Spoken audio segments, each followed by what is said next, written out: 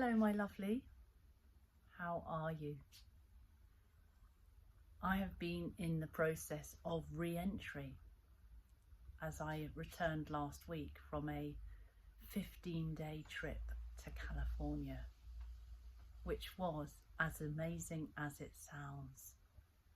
I had the trip of a lifetime, and largely that was thanks to Lisa Chamaine, who was my host and co-facilitator at the retreat we led in and on Mount Shasta in the north of California. What an incredible time. Fabulous participants who went all in as we explored the themes of trust and transformation. And I felt I wanted to come on and share with you before we got to the end of September. So how has this month been for you?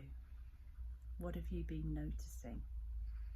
I am really aware that we are in a 9 month. 9 in numerology, in the system that I work with, is about completion and endings. And often people don't really like those. Everyone's up for new beginnings, but not endings. And yet we cannot have one without the other. So what endings have been happening in your life?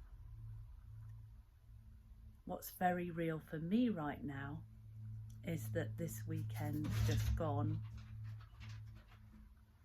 we said goodbye to my eldest daughter, who moved out.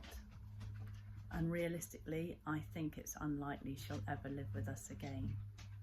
And it's really exciting because she's starting the next stage of her life, doing an apprenticeship in London. And I couldn't be happier for her.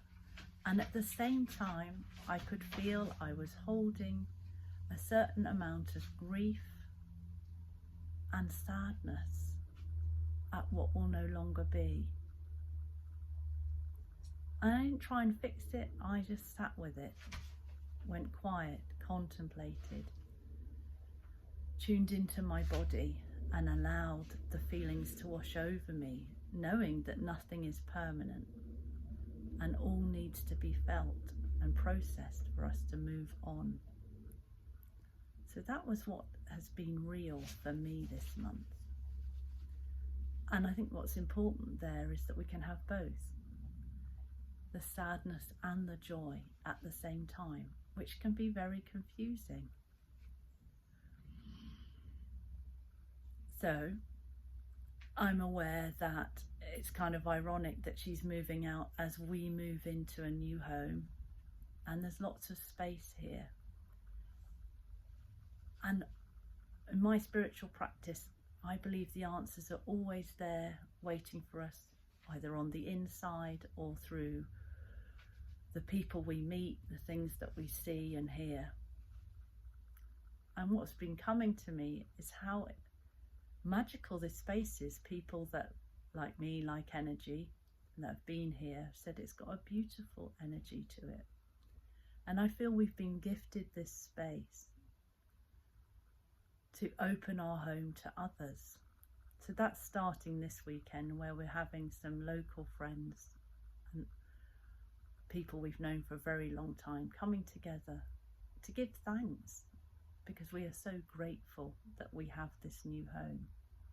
And right now I'm sitting in a wonderful warm spot, our new summer house, which is always warm. It's a bit of a sun trap, which is quite nice as we go into winter. And certainly Benji the dog loves lying in here because it is such a hot house. And I'm feeling called to invite people who want to do that deeper work to come and work with me here, maybe stay for a day or two, eat lovely food, but also explore what's unfolding for them in a spacious way. Because I was so lucky on Mount Shasta. I experience so many gifts which are hard to put into words, and a sense of expansion and expansiveness which I'm bringing back to my space, and which has been ongoing as I've let go of things through this year and got clearer and felt more abundant than I've ever felt. And that is continuing to grow, and I want you to feel that level of abundance and joy, and it is totally possible.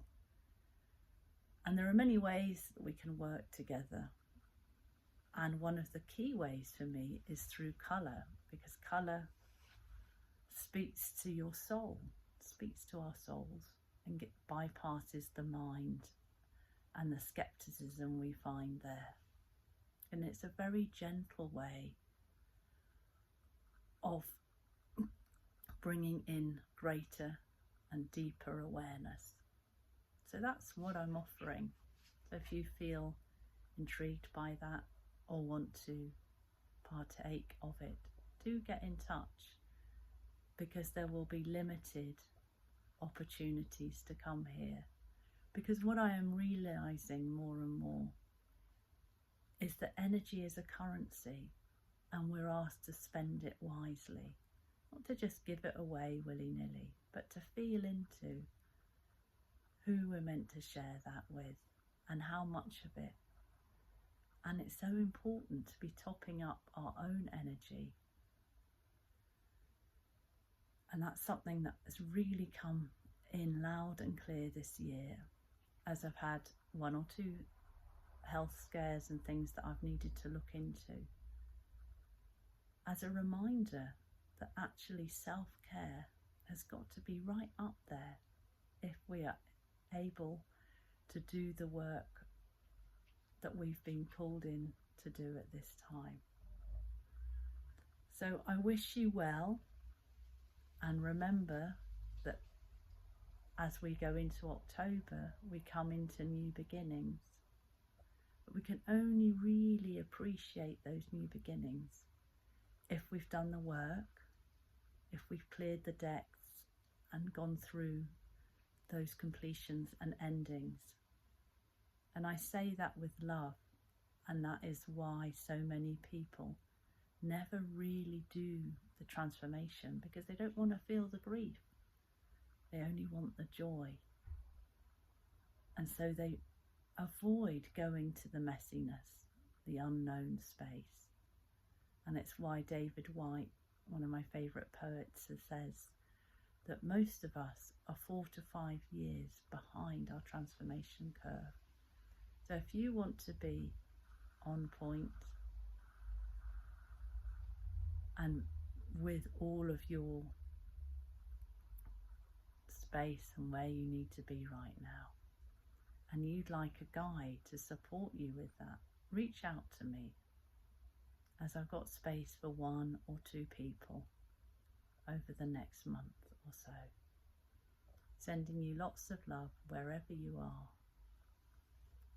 in your life right now.